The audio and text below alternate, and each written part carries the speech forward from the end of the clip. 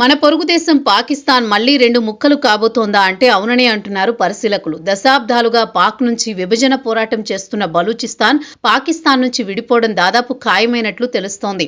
ఇటీవల పాకిస్తాన్ మంత్రి చట్టసభలో మనము వాళ్ళు అని చెప్పడం 1971 బంగ్లాదేశ్ విడిపోయినప్పుడు వాడిన పదాలను గుర్తు చేస్తోంది. ఈ పరిణామాలు బలూచ్ స్వాతంత్ర ఉద్యమాన్ని మరింత బలోపేతం చేస్తున్నాయి. బలూచ్ లిబరేషన్ ఆర్మీ BLA ఒక నిమిషం 10 సెకన్ల వీడియోలో పాకిస్తాన్ సైనికులు జీమీల్ షమ్స్టా బ్రేజ్లను చూపించింది. వీరిని 7 రోజులు విడుదల చేయకపోతే చంపేస్తామని హెచ్చరించారు. 5,000 అత్యాధునిక డ్రోన్లతో ఆర్మీ, ఎయిర్ ఫోర్సులపై దాడులు చేస్తున్నారు. ఇప్పటి వరకు 1184 మంది పాక్ సైనికులు మరణించారు. బలూచిస్తాన్ సీఎం అఖ్తర్ మెంగల్ 15 రోజుల క్రితం రాజీనామా చేసి ఇక పాకిస్తాన్ లో ఉండదు అని ప్రకటించారు. 1947లో ఖాన్ ఆఫ్ కలాట్తో ఒప్పందం ఉల్లంఘించింది. 1950లో బలూచిస్తాన్ ను బలవంతంగా కలిపారు. 1958లో నవాబ్ నవరోజ్ ఖాన్ తిరుగుబాటు చేసి అరెస్టు చేయబడ్డారు. 2006లో నవాబ్ అఖ్తర్ బుగ్దీ హత్యకు దారితీసింది. ఇలా పాకిస్తాన్ బలూచిస్తాన్ ను మోసం చేసింది. దీంతో బలూచ్ ప్రజలు పాకిస్తాన్ ను విశ్వసించడం లేదు. 2002లో చైనా పాక్ ఆర్థిక మాంద్యం ప్రకటించడం బలూచ్లలో కోపాన్ని మేల్కొల్పింది.